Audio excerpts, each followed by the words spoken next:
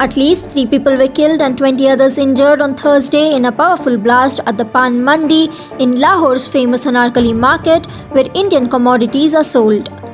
According to the reports, Lahore police spokesperson Rana Arif confirmed the death of 3 people in the blast that shattered windows of nearby shops and buildings.